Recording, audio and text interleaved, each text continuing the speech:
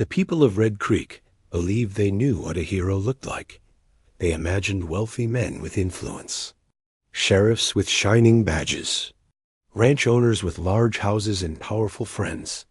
They never imagined that their greatest hero would be an Apache warrior. Nakai lived alone in a small cabin near the edge of the mountains. Most people in town kept their distance from him. Some feared him because he was Apache. Others feared him because he spoke little and seemed to belong more to the wilderness than to civilization. Yet whenever trouble came, Nakai was always the first to help. He had rescued children from floods. He had guided lost travelers through winter storms. He had carried injured settlers for miles when no doctor could reach them. Still, very few people thanked him. Nakai never complained. He simply continued doing what he believed was right.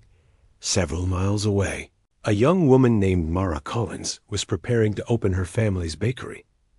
Mara had spent her entire life in Red Creek. Her father had died years earlier, leaving the bakery in her care. Through hard work and kindness, she had earned the respect of almost everyone in town. At least that was true, until the morning everything changed. Before sunrise, the Red Creek Bank was robbed. The thieves disappeared with a fortune in gold. 2 guards were injured. Panic spread through the town faster than wildfire. By midday, rumors began to circulate. Someone claimed they had seen a woman near the bank shortly before the robbery. Someone else claimed they had recognized her clothing. Another person insisted they had overheard suspicious conversations. None of the stories matched. None of them contained proof. But together, they created something dangerous. A target. By afternoon, the rumors had a name: Mara Collins. When Sheriff Dalton arrived at the bakery, a crowd quickly gathered outside. Mara could hardly believe what she was hearing. "You must be mistaken." The sheriff's face remained cold. "Several witnesses have named you. I have done nothing. And you can explain that to the judge." The crowd watched silently as Mara was taken through the streets. Some people lowered their eyes. Others whispered. Few openly accused her. The humiliation hurt almost as much as the accusation itself. By sunset, Mara was sitting alone inside a jail cell. The same town that had praised her for years had abandoned her in a single day. Outside the sheriff's office, the crowd slowly dispersed. Only one man remained standing across the street. Nakai. He observed the building quietly. His instincts told him something was wrong. During his years as a scout and warrior, he had learned to recognize truth and deception. What he had witnessed that day did not feel like justice. It felt like fear. And fear often made people blind. As darkness settled over Red Creek, Nakai walked through the silent streets. Near the bank, he stopped. The robbery site had already been abandoned. Most people believed the case was solved. Nakai did not. He examined the ground carefully. Moonlight revealed tracks that others had ignored. Several horses had left the area shortly before sunrise. One detail immediately caught his attention. The tracks did not lead toward Mara's bakery. They led toward the western hills. Nakai followed them for nearly an hour. Eventually, he discovered something hidden beneath a cluster of bushes. A torn piece of black cloth. He picked it up. The material was expensive. Far too expensive for ordinary outlaws. Someone wealthy had been involved. Someone powerful. As Nakai studied the cloth, another realization emerged. The robbery had been planned long before that morning, and Mara Collins had almost certainly been chosen as a scapegoat. Far away, inside the jail, Mara sat alone on the wooden bench. For the first time in her life, she felt completely abandoned. She did not know that someone was already searching for the truth. She did not know that a warrior the town barely respected had become her only ally, and she certainly did not know that uncovering the truth would place both of their lives in grave danger. Because the people behind the robbery were not simple thieves. They were powerful men willing to kill to protect their secrets. and the moment Nakai found that piece of cloth, he unknowingly declared war against them. The following morning, Red Creek woke up believing the case was already solved. People gathered outside the general store and spoke about Mara Collins, as if she had already been convicted. Some claimed greed had changed her. Others claimed she had secretly worked with criminals for years. With every retelling, the story became more dramatic. The truth mattered less and less. Inside her jail cell, Mara listened to the distant voices through the small window. Each accusation felt like another stone added to her shoulders. The loneliness was becoming harder to bear. Sheriff Dalton arrived shortly after sunrise. He unlocked the cell and placed a small tray of food on the bench. "You should make this easier on yourself." Mara looked at him. "By confessing to something I didn't do?" The sheriff sighed. "The town is angry. The judge will arrive in 3 days. If nobody else is arrested before then, things won't go well for you." Mara lowered her eyes. For the first time, fear truly entered her heart. 3 days. That was all she had. Meanwhile, far beyond the town limits, Nakai continued following the clues he had discovered the previous night. The tracks led toward a narrow canyon hidden between rocky hills. Most travelers avoided the area. It was isolated and difficult to reach. As Nakai moved silently through the canyon, he noticed fresh hoof prints. Someone had passed through recently. He followed them carefully until he spotted an abandoned camp. The fire was cold, but not old. The thieves had been there. Nakai searched the area. Under a pile of rocks, he found something unexpected: a leather money pouch. Inside was a silver pocket watch. The watch was engraved with initials T.H. Nakai stared at the letters. He had seen those initials before. They belonged to Thomas. Hello. Thomas was one of the wealthiest men in Red Creek. He owned land, cattle, and several businesses. More importantly, he had been one of the loudest voices accusing Mara. Nakai slipped the watch into his pocket. The mystery was becoming clearer, but he still needed proof. Back in town, Thomas Hall stood outside the sheriff's office, speaking to a group of citizens. His voice carried confidence. "Mara fooled everyone." The crowd nodded. "We trusted her." Again, they nodded. "We cannot allow criminals to hide among decent people." The people agreed with every word. None of them noticed the satisfaction hidden behind Thomas's smile. He looked like a concerned citizen. In reality, he was enjoying every moment. Late that afternoon, a heavy storm rolled across the mountains. Dark clouds covered the sky. Rain began falling in thick sheets. Most people rushed indoors. Nakai continued riding. The weather did not concern him. Years in the wilderness had taught him endurance. As he crossed a narrow ridge, he suddenly heard voices below. He guided his horse behind several large rocks and listened. 3 men stood near the entrance of an old mine. One of them was holding a rifle. Another carried a saddlebag. The third man spoke words that immediately caught Nakai's attention. "We need to move the gold before the judge arrives." Nakai remained perfectly still. His instincts told him these men were connected to the robbery. Then another voice answered. "Thomas says the girl will be sentenced soon." The men laughed. Nakai's eyes narrowed.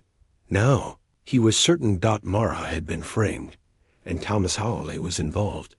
The conversation continued. "If anyone starts asking questions, we leave." "What about the Apache?" The first man shrugged. "Thomas says nobody will believe him anyway." More laughter followed. The men eventually mounted their horses and disappeared into the storm. Nakai remained hidden until they were gone. His jaw tightened. For years he had ignored insults and prejudice. But an innocent woman was about to lose everything because powerful men believed they could manipulate the truth. That was something he could not ignore. As night fell, Nakai returned to his cabin. For hours he studied everything he had, gathered the torn cloth, the pocket watch, the conversation near the mine. The pieces were beginning to fit together, but he still needed evidence strong enough to convince the town. Otherwise, Thomas would simply deny everything. Across Red Creek, Mara sat alone beside the small jail window. Rain tapped softly against the bars. She stared into the darkness and wondered if anyone still believed in her innocence. At that exact moment, a shadow appeared outside. A tall figure stepped briefly into the moonlight. Nakai. He did not speak. He simply looked toward the jail. Then he placed a small object on the windowsill and disappeared into the night. Several minutes later, Mara carefully reached through the bars. Her fingers touched a wildflower. Fresh, despite the storm. A simple gift. A silent message. Someone still believed her. For the first time since her arrest, hope returned to her heart. Neither Mara nor Nakai knew it yet, but the men responsible for the robbery had already noticed the Apache warriors' investigation, and they had decided that if Nakai continued searching for the truth, he would not live long enough to reveal it. The next morning, trouble arrived at Nakai's cabin. He discovered it before sunrise. Fresh horse tracks surrounded the area. Someone had visited during the night. Someone who had not come as a friend.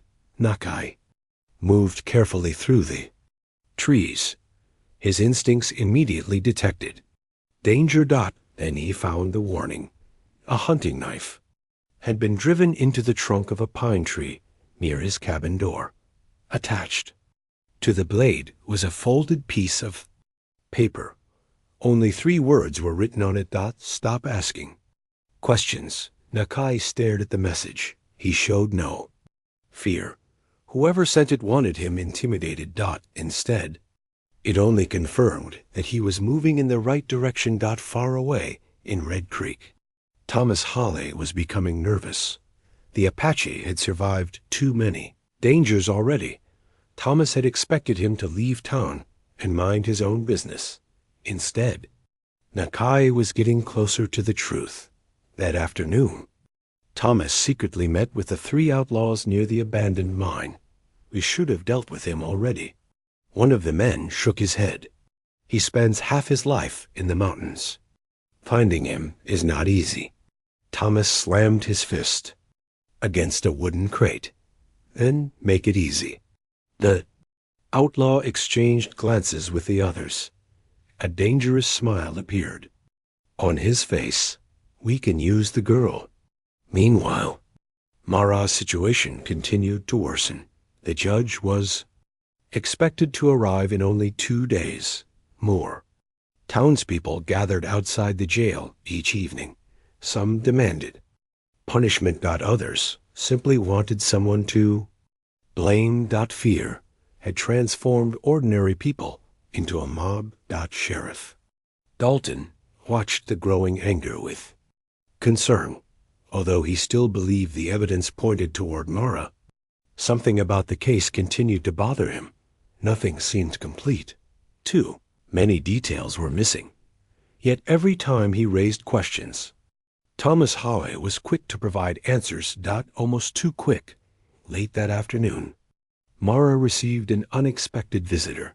The sheriff opened the cell door and stepped aside. A gray-haired woman entered slowly.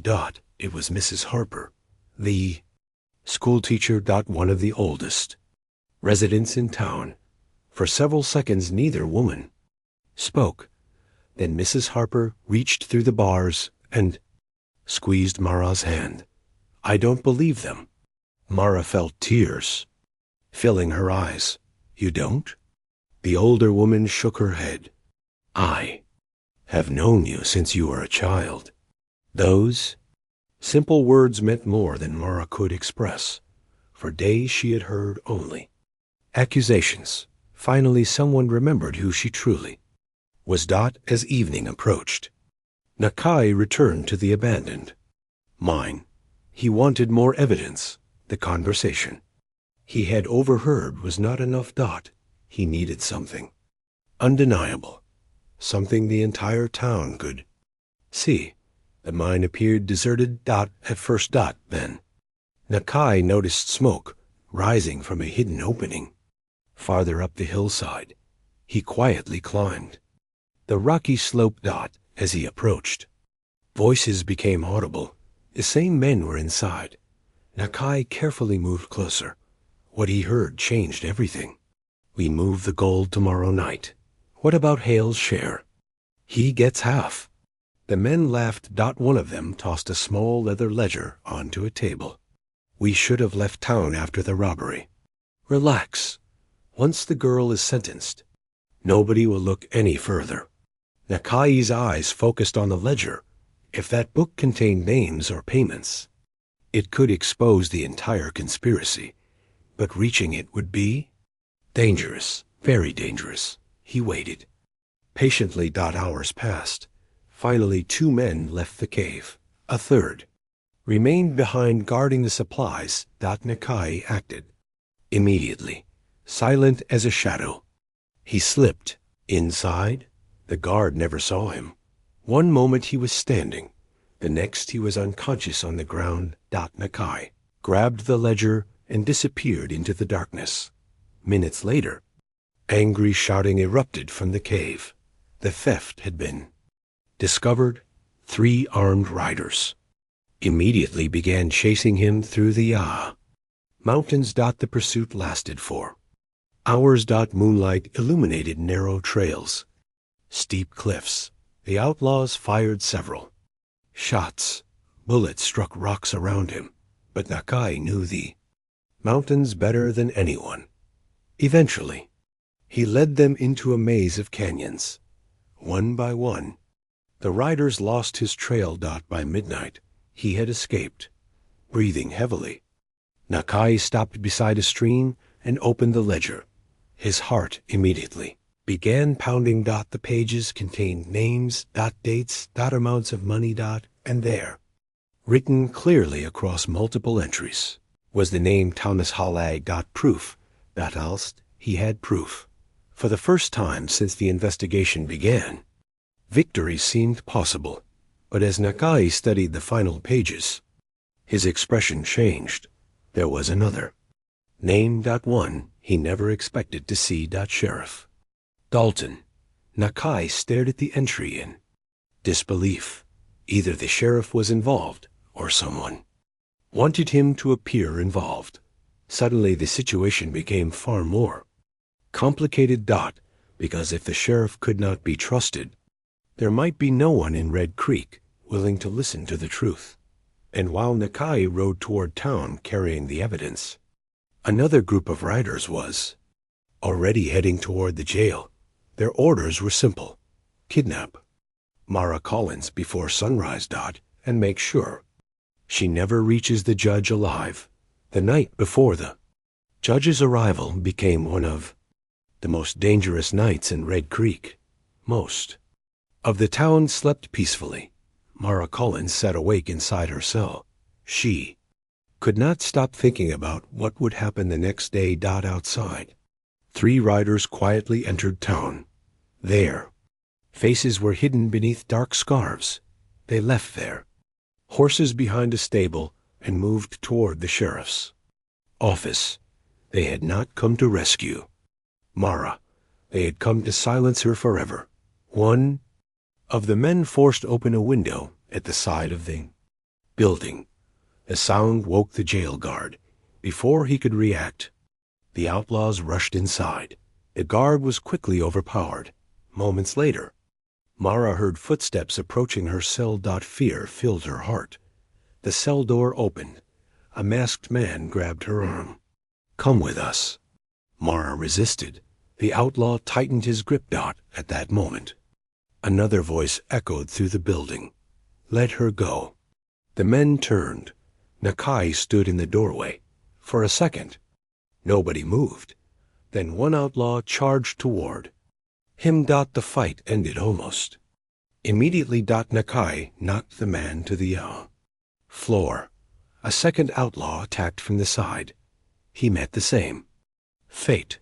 The third man tried to drag Mara toward the broken window. Mara fought back with all her strength. The struggle gave Nakai enough time. Within seconds, the third outlaw was disarmed and captured when Sheriff Dalton arrived with several deputies. All three criminals were lying on the floor. The sheriff stared at the scene, and he looked at Mara. For the first time, doubt appeared in his eyes. If Mara had planned the robbery, why would armed men try to kidnap her before the trial? The question spread quickly through town the following morning. People began whispering. Perhaps they had judged her quickly. Perhaps something was wrong.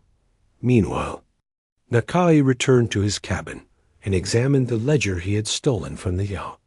Outlaws. Several pages listed payments and shipments. One name appeared again and again. Thomas Hawley. The evidence was becoming impossible to ignore. Yet another name troubled him. Sheriff Dalton.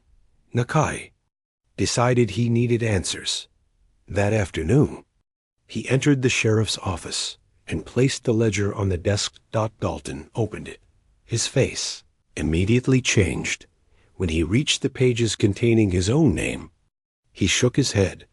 I never received this money. Nakai remained silent. The sheriff continued reading.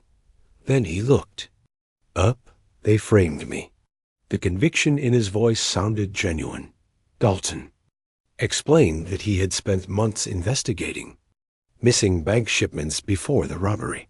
Someone must have discovered his investigation and placed his name in the ledger to destroy his credibility. For the first time, Nakai believed the sheriff might actually be innocent. The two men studied the evidence together. Both reached the same conclusion. Thomas Hawley was connected to the robbery, but proving it would require more than a ledger. They needed the stolen gold. Only then could they expose the truth to the entire town. As evening approached, they agreed on a plan. At sunrise, they would search the abandoned mine where the outlaws had been hiding. Neither man realized they were already being watched from across the street. One of Thomas Hale's spies observed everything before darkness fully settled. The spy delivered the news. Thomas listened in silence. His face slowly hardened. The Apache had found the ledger. The sheriff was no longer blind, and the search for the stolen gold would begin the next morning. For the first time since the robbery, Thomas felt fear. His plan was falling apart, and unless he acted quickly, the truth would finally reach Red Creek. The sun had barely risen when Nakai and Sheriff Dalton left Red Creek. Only two trusted deputies accompanied them. The fewer people who knew about the mission, the better. If Thomas Hawley learned where they were going, he would have time to hide the evidence. The ride toward the abandoned mine took several hours. Nobody spoke much. Each man understood the importance of what they were about to do. Back in town, Mara watched from the small jail window as they disappeared into the distance. For reasons she could not explain, her thoughts remained fixed on Nakai. He had risked everything for someone he barely knew. Very few people would have done the same. By midday, the search party reached the canyon. Nakai led the way. His sharp eyes immediately noticed something unusual. Fresh tracks. Someone had arrived before them. The group exchanged worried looks and continued forward. When they reached the mine entrance, they discovered it had been abandoned. The camp was empty. The supplies were gone. The outlaws had fled. One deputy cursed under his breath. Dalton looked frustrated. We were too late. Nakai remained calm. He slowly examined the area. Then he noticed a small pile of disturbed rocks near the back wall. Without saying a word, he walked toward it. Several minutes later, his hand struck something solid beneath the dirt. Wood. The deputies rushed over. Together, they uncovered a large crate, then another, and another. When Dalton pried open the first lid, Nobody spoke. Inside were stacks of gold. Bars. The stolen gold. At last they had found. It. Relief spread through the group. But Nakai's expression remained serious. Something still felt wrong. Thomas Halle was too clever to leave behind such important evidence. The answer arrived. Moments later, a gunshot echoed through the canyon. One deputy collapsed from his horse. The ambush had begun. Armed men appeared along the cliffs. Above, bullets struck rocks around the search party. Dalton shouted orders. The remaining deputy dragged his wounded companion to safety. Nakai quickly moved behind a boulder. The attackers had chosen their position carefully. They controlled the high ground. For several minutes. The canyon filled with gunfire. And Nakai spotted something important. The attackers were focused entirely on the sheriff and deputies. Nobody was watching the narrow trail that climbed behind the cliffs. A dangerous idea formed in his mind. Without hesitation, he slipped away. Slowly he climbed the steep rocks. Behind the attackers, the journey was difficult and exhausting. One mistake would send him tumbling into the canyon below. But Nakai continued upward. Finally, he reached the ridge. The outlaws never saw him coming. A sudden shout erupted behind them. The attackers turned in. Surprise. The distraction was enough. Dalton and the deputies immediately pushed forward.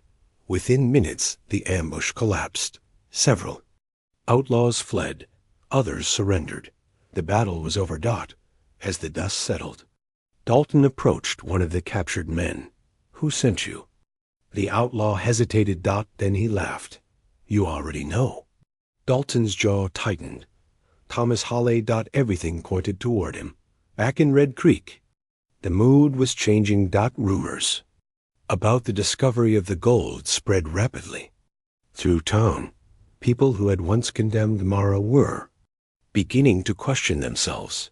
Some even felt ashamed. Mrs. Harper visited the jail again that evening. This time she brought fresh bread. The truth is getting closer. For the first time in many days, Mara smiled. Meanwhile, Thomas Halle sat alone inside his office. Messenger had just delivered terrible news. The gold had been found. The ambush had failed. And several of his men had been captured. Thomas knew the walls were closing in. He could no longer rely on lies. He could no longer rely on fear. His only remaining option was escape. Late that night, while the town slept, Thomas quietly packed his belongings. A horse waited behind his house. A saddlebag filled with money hung at its side. Before dawn, he planned to disappear forever, but he did not know one important thing. Nakai had already guessed exactly what he was about to do. And somewhere in the darkness outside Red Creek, the Apache warrior was waiting. Nakai waited patiently in the darkness. Beyond Red Creek, the moon hung low above the hills. The town appeared peaceful. But Nakai knew Thomas Halle was running out of options. Men like Thomas rarely accepted defeat. They usually chose escape. Just before dawn, movement appeared near the edge of town. A horse emerged from behind Thomas Hale's house. A lone rider followed. Thomas. A saddlebag was tied behind his saddle. He was leaving. Nakai allowed him to ride ahead before quietly following. Several miles passed. Thomas never looked back. His attention remained fixed on the road ahead. He believed he had escaped. Was wrong. As the first sunlight touched the horizon, Thomas reached a narrow crossing near the river. Suddenly a calm voice stopped him. Your journey ends here. Thomas froze. Nakai stepped from behind a group of trees. The Apache stood directly in his path. For a moment, Neither man spoke. Then Thomas forced a smile. You have no authority to stop me. Nakai remained calm. You robbed the bank. Thomas laughed. You can prove nothing. But even as he spoke, fear was visible in his eyes. The stolen gold had been found. His men had been captured. His lies were collapsing. He knew it. Nakai knew it. Thomas suddenly reached for his revolver. It was a desperate mistake. Before the weapon cleared the holster, Nakai's horse surged forward. The revolver fell into the dirt. Thomas was thrown from his saddle. Moments later, he found himself staring up at the Apache warrior. Defeated, humiliated, and finally afraid. Several hours later, Sheriff Dalton arrived with deputies. Thomas Hala was placed under arrest. The news spread through Red Creek faster than any rumor before it. People poured into the streets. Nobody could believe it. The respected businessman, this wealthy landowner, the man who had loudly demanded justice. He had been the criminal all along. That afternoon, Mara was finally brought from her cell. The entire town gathered outside the courthouse. 4 days they had judged her. Now they waited to hear the truth. Sheriff Dalton presented the evidence, the ledger, the stolen gold. The testimony of captured outlaws. One fact after another destroyed Thomas Hale's lies. By the time the hearing ended, there was no doubt Mara Collins was innocent. The charges were dismissed. Immediately. A wave of relief washed over the crowd, but relief quickly became shame. Many people lowered their heads, remembered the cruel things they had said. They remembered how quickly they had turned against her. Mara stepped outside into the sunlight. For the first time in days, she was free. Several townspeople approached to apologize. She accepted their words politely. Yet the pain they had caused could not disappear overnight. Then her eyes found Nakai standing quietly at the edge of the crowd. As always, he avoided attention. As always, he expected nothing in return. Mara walked directly toward him. The crowd watched. Without Nakai, none of this would have happened. Without Nakai, she might have lost everything. Thank you, she said softly. Nakai nodded. You are free now. For a moment neither moved. Something had changed between them. Connection neither fully understood yet. Before either could speak again. Mrs. Harper suddenly stepped forward. The elderly teacher looked around at the crowd, and she raised her voice. Every person here owes this man their gratitude. Silence followed. Then one by one, people began nodding. Some even applauded. For the first time in many years, the people of Red Creek openly honored the Apache warrior. Nakai seemed uncomfortable with the attention, but Mara smiled, because she knew the truth. Heroes did not need crowns, did not need titles. Sometimes heroes simply did what was right. And as the crowd slowly gathered around Nakai, Mara realized something else. The admiration she felt for him was becoming something deeper, something stronger. Something far more dangerous to her heart. And that was only the beginning of a story neither of them expected. Life slowly began returning to normal in Red Creek. The bakery reopened. Customers returned. Children once again ran through the streets without fear. Yet for Mara Collins, things were no longer the same. The experience had changed her. She had learned how quickly trust could disappear. She had also learned that true character revealed itself during difficult times, and no one had shown greater character than Nakai. Over the following weeks, Mara often found reasons to leave town. Sometimes she delivered bread to distant ranches. Sometimes she gathered herbs near the hills. Sometimes she simply walked.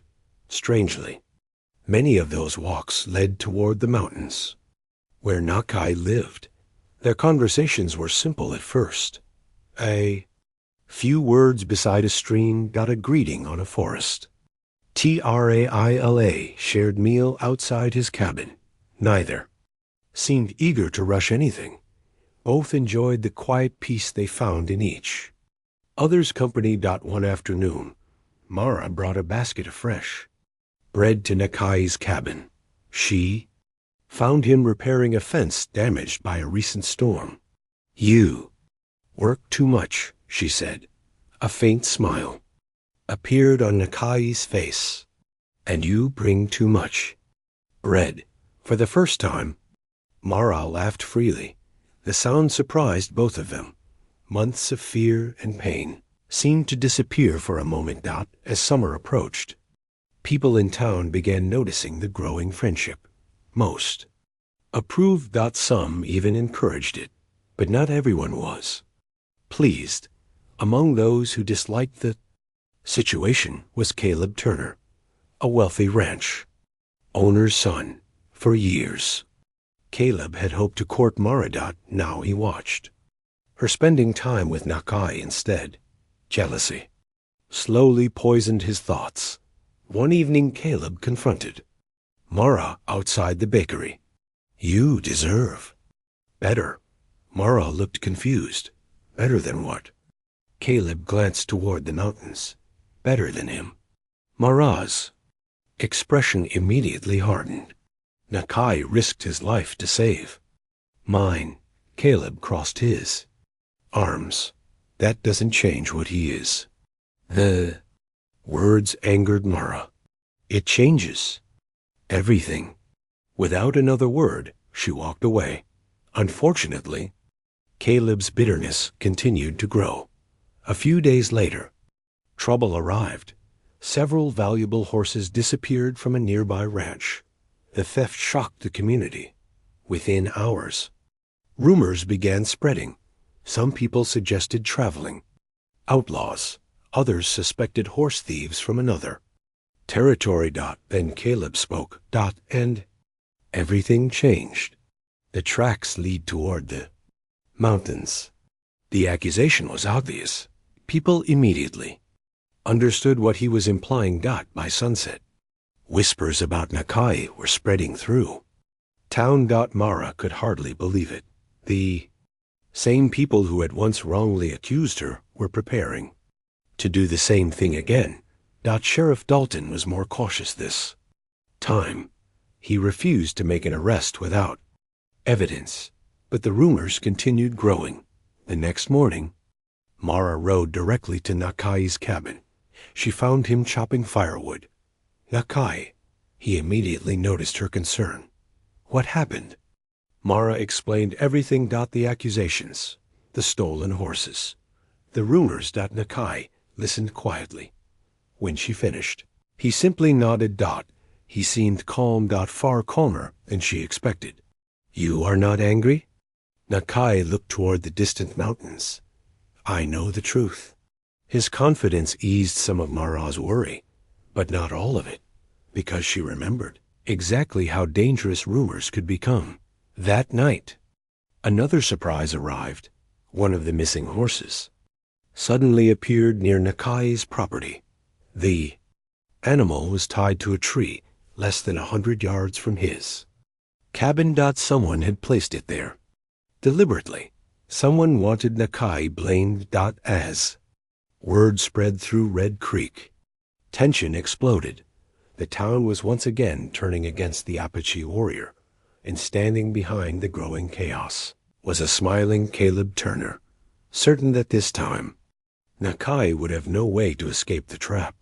The accusations spread through Red Creek faster than a prairie fire. By the next morning, almost everyone had heard the story. A stolen horse had been found near Nakai's cabin. For many people, that was enough. They did not ask questions. They did not seek evidence. They simply wanted someone to blame. Mara watched the situation unfold with growing frustration. It felt painfully familiar.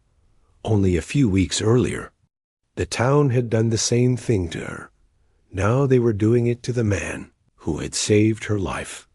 Sheriff Dalton refused to act without proof. Still, pressure continued mounting from every direction. Several ranchers demanded Nakai's arrest. Others demanded that he be driven out of the area. Meanwhile, Caleb Turner secretly enjoyed every moment. His plan appeared to be working perfectly. That afternoon, Mara rode to the sheriff's office. "You know Nakai didn't do this." Dalton nodded. "I know. And why aren't you stopping this?" The sheriff sighed. "Because I need evidence.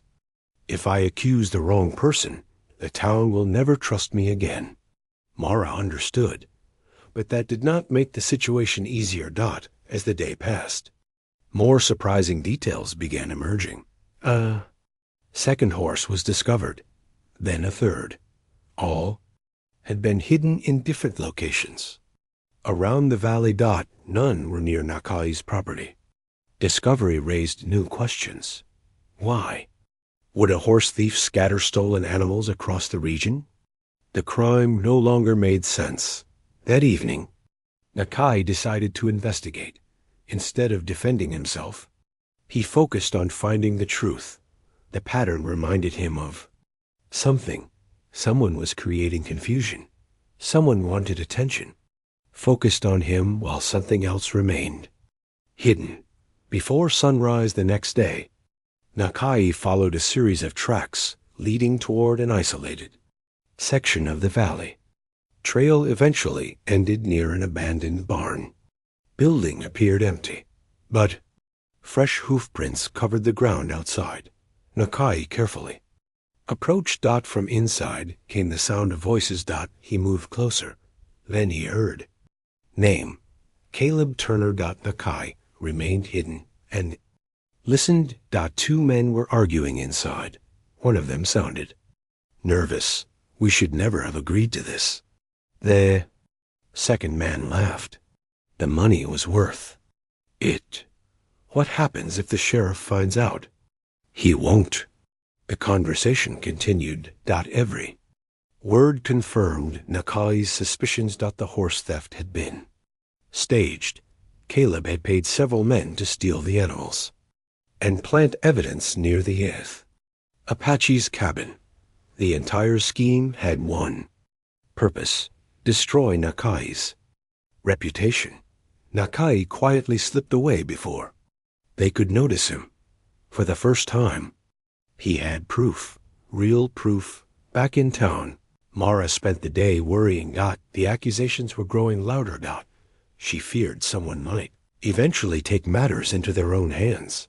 Late that afternoon, a group of angry ranchers gathered outside the sheriff's office. Their patience had ended. They demanded action. Some even carried rifles. The situation was becoming dangerous. Then a rider appeared at the far end of the street. Nakai. The crowd immediately turned toward him. Several men stepped forward. The tension was obvious, but Nakai did not stop. He rode directly to the sheriff's office and dismounted. Then he handed Dalton a folded document. This sheriff opened it. His eyes widened. Inside were signed payment records linking Caleb Turner to the men who had stolen the horses. The evidence was undeniable. A stunned silence spread across the crowd. People looked at one another in disbelief. Moments later, another rider entered town. Then another. The captured thieves had been brought in.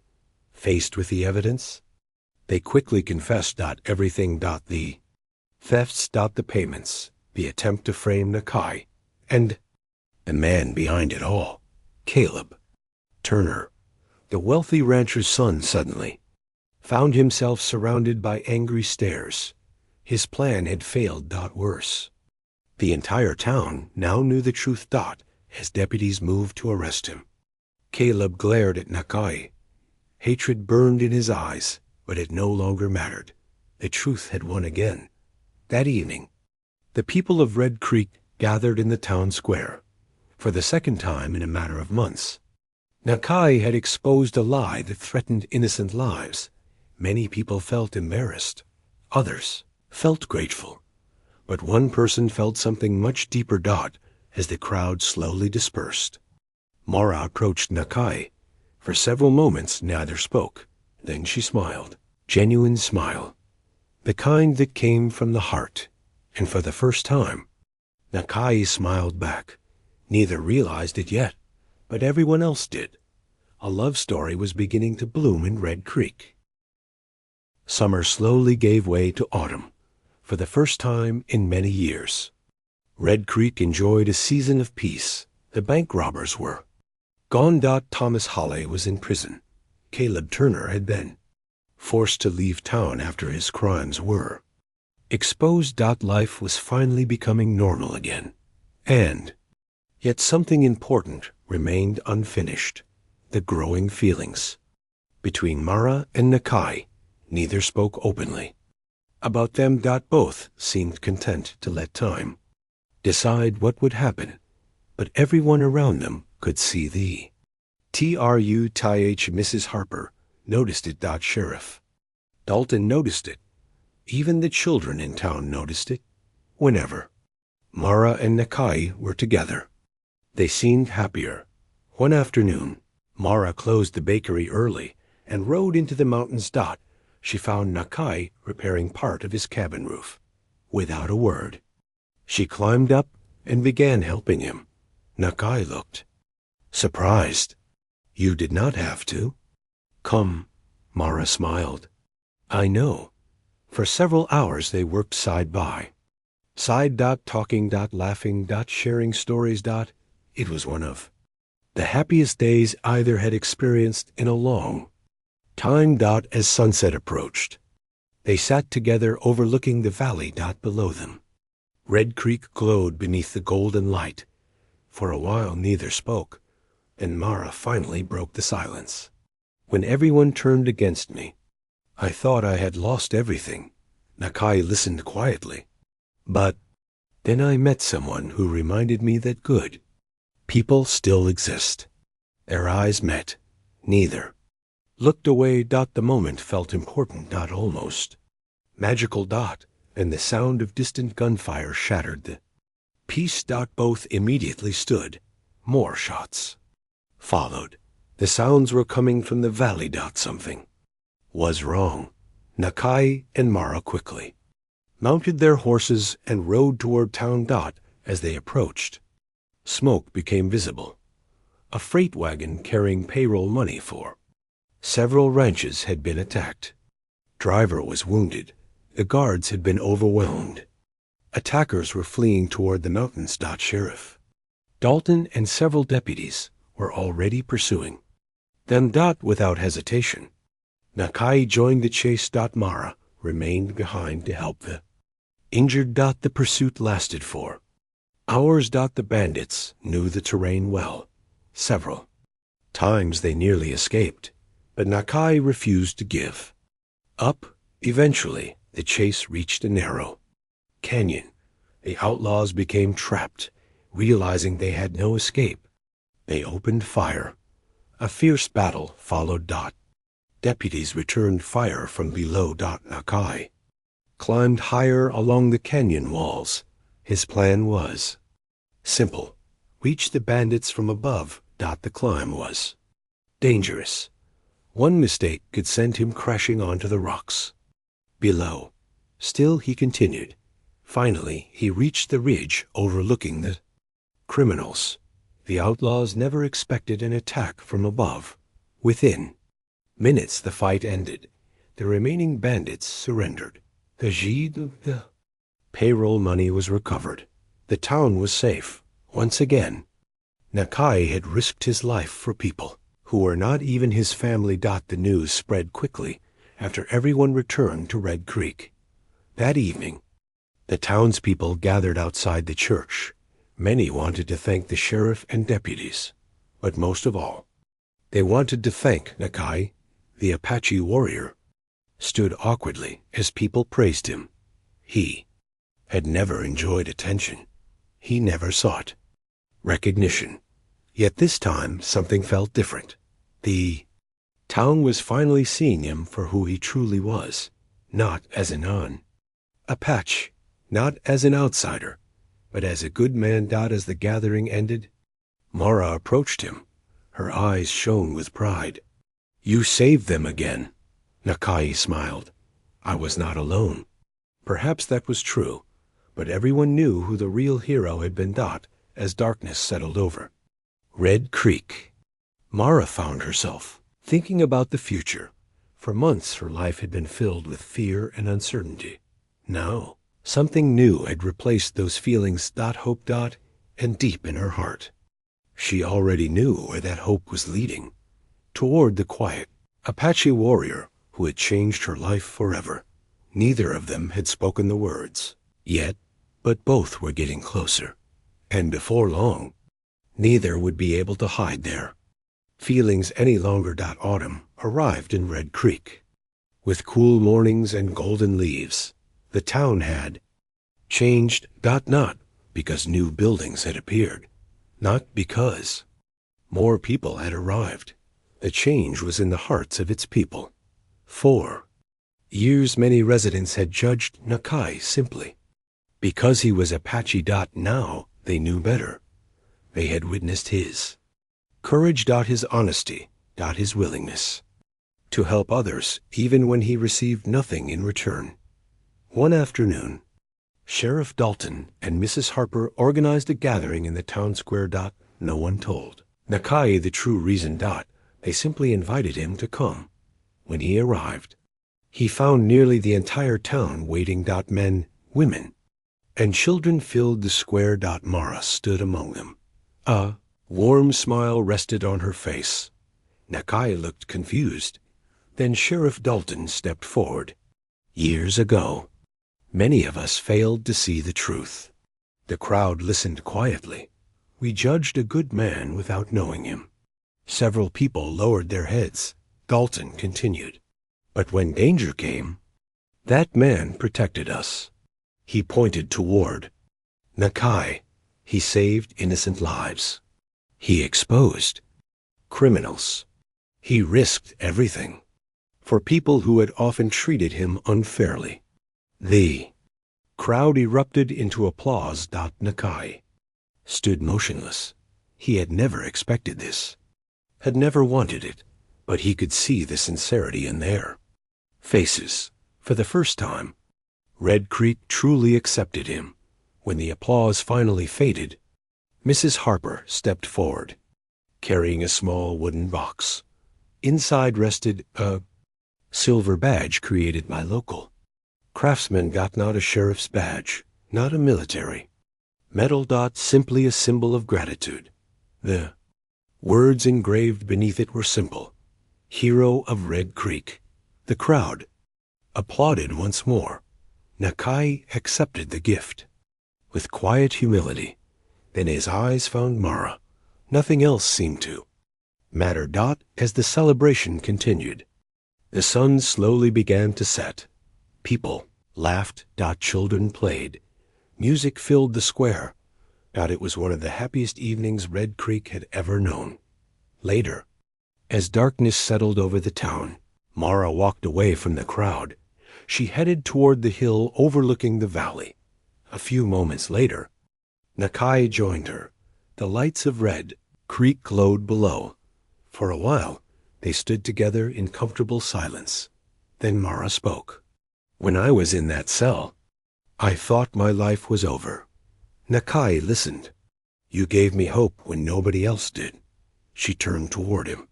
"And somewhere along the way, you became the most important person in my life." The words hung gently in the evening air. Nakai looked at her. His calm expression softened.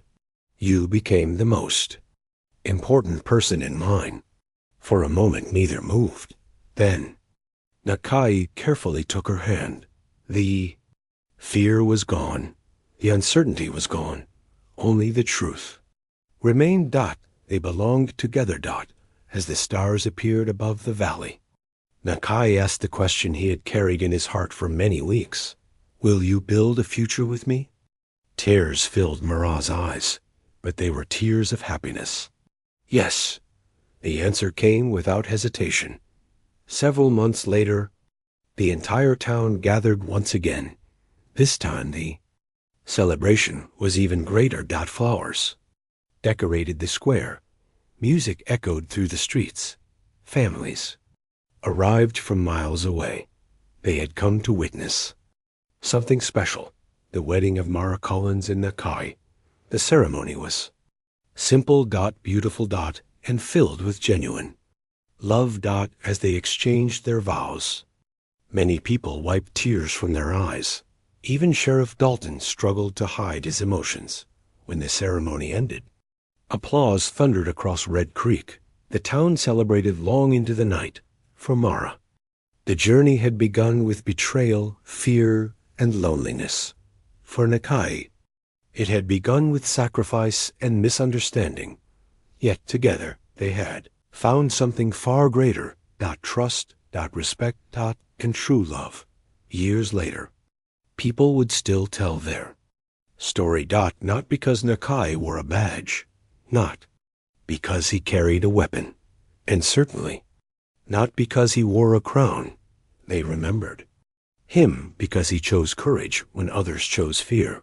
He chose truth when others chose lies. And he chose kindness when others offered hatred. Because not all heroes wear crowns. Some of them are Apaches.